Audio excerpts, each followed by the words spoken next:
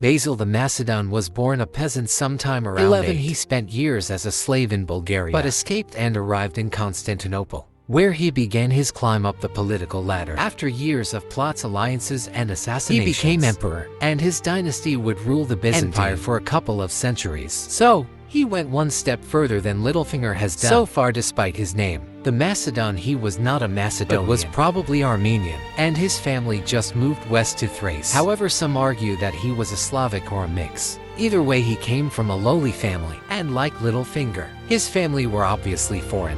Basil being Armenian or Slavic, not Greek like the ruling classes. Now the Byzantine Empire at this time was surrounded by enemies. There were Muslim Abbasids in the east and Bulgarians in the west. And Khan, the ruler of Bulgaria, captured Sofia and raided the Byzantine Empire. And it is believed that during one of these raids, a young Basil was captured and brought to Bulgaria as a slave. Around 836, Basil and a group of other captives managed to escape Bulgaria, and he journeyed to Constantinople.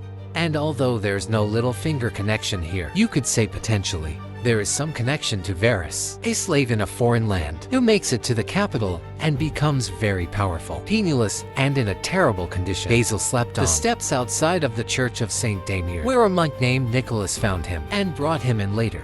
Histories would record that the monk was told by God to do so. Now there is also another major difference between Littlefinger and Basil, and that was that Basil was a large, strong man who cut an imposing figure. So when Nicholas introduced Basil to Theophilus, he was happy to take him into his service. Apparently Theophilus liked surrounding himself with strong servants. As one chronicler recorded, having gazed upon him, Theophilus desired Basil, gazing upon those physical qualities of his that surpassed all of the others. Theophilus was also a distant relative of the emperor. So this began Basil's journey into the center of Byzantine political life. Basil was only his groom initially, and traveled around the country with him, until in Padra in Greece Basil fell ill. And there he met Denilis, a widowed aristocrat. Thanks to her deceased husband, she was an incredibly wealthy woman, controlling over 80 domains and over 3,000 slaves. And for some reason, she decided to lavish Basil with gifts. So similar to how Lysa loved Littlefinger, she may have well fallen in love with Basil. But there's something else that went on here that needs a little bit of explaining. There was a practice in the Byzantine Empire called adelphopoiesis, essentially brother-making. Some historians like John Boswell claim that this was a precursor for same-sex marriages, but this is a very controversial stance. So, it's probably best to think of brotherhood in a way, and Basil used this to get himself a number of allies. Yet Boswell does highlight some text, which show that it could be more than that. For instance, the monk Nicholas, after bathing Basil and changing his clothes, established a formal union, and they rejoiced in each other. Then obviously Theophilus liked Basil for his looks, and a formal union joined them together. And Basil was also united with one other person, Daniel's son. Maybe she just wished for Basil to look after her son. Or maybe there was something more. Again, Boswell's work has had a lot of criticism, as he often interjects homosexuality into places. It may well never have been, but what we do know is Basil formed alliances with the wealthy and powerful. This way then, with the widow's gold and slaves, he journeyed back to the Constantinople and met up with Theophilus once more and attended royal events. One of these events was a wrestling competition, which he entered and beat a Bulgarian. In fact, he apparently threw the Bulgarian like he was a wisp of hay and made himself famous within the capital. So famous that Emperor Michael III invited him into his service. Now Michael III was just a couple years old when he became emperor in 842. And the country was ruled by regents, namely his mother and a powerful minister named the Octistos. However, Michael had just turned 15 at this point and was eager to assert his independence from his regents, especially after he was denied the possibility to marry his mistress Eudokia. His mother and Theocritus had already arranged a bridal show in which women from across the empire were put on show, and they selected another lady to be his wife. So Michael, who for this story we should imagine as a less evil version of Joffrey, began to distance himself from his regents and became closer to his uncle Bardas. Bardas was appointed Caesar, essentially the second most powerful person in the empire, and then had the Octistos murdered, and Michael's mother was central monastery. So now the empire was run by Michael, Bardas, and Photius, the Plutarch of Constantinople. Together, they went to war against the Arabs and Bulgarians. And although the Bulgarians converted to Christianity, at this time the Arabs were more successful. And in 863, they killed the powerful Byzantine general Patronus. This general had been instrumental in the murder of Theoctistus and helped Bardas's rise to power. So, his death weakened Bardas's position in court. Plus, it should also be said that during the Rus sailed to Constantinople and unsuccessfully laid siege to the city.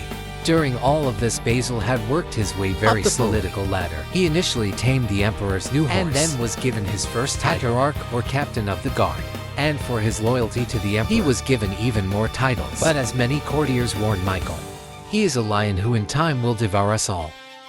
Clearly many already notice his ambitions, especially Bardas. But this is when Bardas made his first great mistake. At this time, a eunuch named Damian held the post of Parakomoinos, which literally means he who sleeps beside the emperor's chamber. This title was usually reserved for eunuchs, given the fact that they'd be around the emperor's and mistresses, but as they'd share a great deal of time with the emperor, they became influential ministers. However, Bardas got him removed from his post, and with Damian gone, Basil was appointed to the role in 865, maybe owing to his size, but there was another reason. Basil had already found himself a wife named Maria, but Michael ordered him to get a divorce. This is because Michael's wife gave him no children, but he couldn't get a divorce himself to marry his mistress Eudokia, as this would be too scandalous. So Basil was ordered to marry Eudokia, while Michael continued his affair with her. This strange turn of events did have some reasoning behind it. As he had no children, Michael would have allowed any children of Eudokia to inherit the throne, as they were most likely his. This was made clearly apparent when a child was born afterwards named Leo. Although he was technically Basil's, Eudokia's public chariot races were held in the city in celebration, clearly showing Michael thought it was his. But whether or not the child was Michael's or Basil's, it's hard to say. Basil, on the other hand, for taking part in this strange relationship, was also given the emperor's sister Thecla to have as his own mistress. And now by 865, he was firmly within the inner circle of the Byzantine court. Once there, he quickly looked to remove Bardas from power. And Bardas was aware of the precarious position he was in, so he got Basil to sign a document reassuring him that there was no hard feelings between the two, and Basil agreed to sign. But being illiterate, had to just sign with an X. But the scheming Basil had no intention to keep to this promise, as he quickly began to warn Michael of Bardas's treachery, and soon Michael was convinced. Now there was a potential reason why Bardas could have been treacherous. At this time though, this is because before the birth of Bardas was set to succeed to the throne. But now this all changed. So when they began preparing to reclaim Crete in 866, battle struck, and with some of his co-conspirators, hacked Bardas to death in front of the emperor. Shortly afterwards, Michael III proclaimed the Caesar. Bardas plotted against me to slay me, and for this reason induced me to leave the city. If I had not been informed of the plot by battle, I should not have been alive. Now the Caesar died through his own guilt. It is my will that Basil the High Chamberlain, since he is faithful to me and delivered me from my enemy, should be the guardian and manager of my empire, and should be proclaimed by all as emperor. Now this needs a little explanation. In the Byzantine Empire, they often appointed co-emperors, and there were a few reasons for this. One was because, as the descendant of the Roman Empire, it wasn't technically a monarchy, or at least a hereditary monarchy. So appointing your son as co-emperor would allow him to inherit the throne after you die. In other cases, people became marrying the old emperor's widow. Sometimes they rebelled and forced themselves to be appointed. There were a lot of reasons. In total, out of just under 100 emperors, around 50 had co-emperors, and around 35 were emperors before becoming sole rulers themselves. So this was a common occurrence. Now, Michael may not have just rewarded Basil for Bardas, but as Basil's son Leo was most likely Michael's, this would have allowed him to inherit the throne more easily. But Michael was still the chief emperor, and had found a new favorite in Basilisk Eugenos. He was given no high ranks, and in September 866, after a chariot race, he began to congratulate Michael, so much that Michael gave him his own pair of imperial boots. This made Basil somewhat suspicious, and he voiced his displeasure about the emperor's new favorite. But Michael responded by saying he had made Basil a co-emperor and could take that title away from him just as quickly. And he even threatened to make his new favorite emperor in his place. So Basil and Michael began to drift further apart, and sensing his position weak, Basil struck again. After Michael had been drinking one night, he retired to his chamber and was guarded by his favorite, but the locks had already been tampered allowing with, Basil and 8 other conspirators to barge through the door and kill Michael in his sleep. He promptly crowned himself as the sole emperor, cementing his rise from peasant to the most powerful person in the empire. His rule lasted 19 years, and he introduced a new set of laws known as the Basilica, which remained in place until the fall of Constantinople. Internationally, although his reign saw the loss of Sicily to the Arabs, he did succeed in capturing some of southern Italy, but the problem of his succession remained.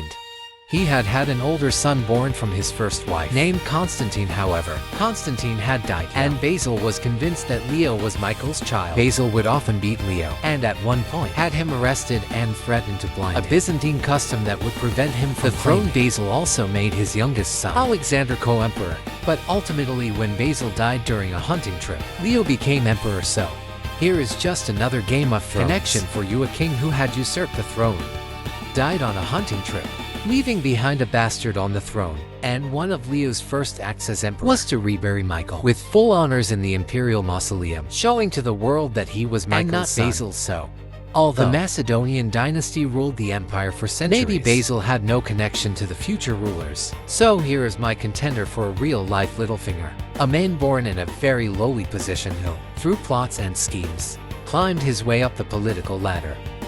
And here's my question to you. Do you have any better contenders for the title of a real-life Littlefinger? Leave it in the comments below.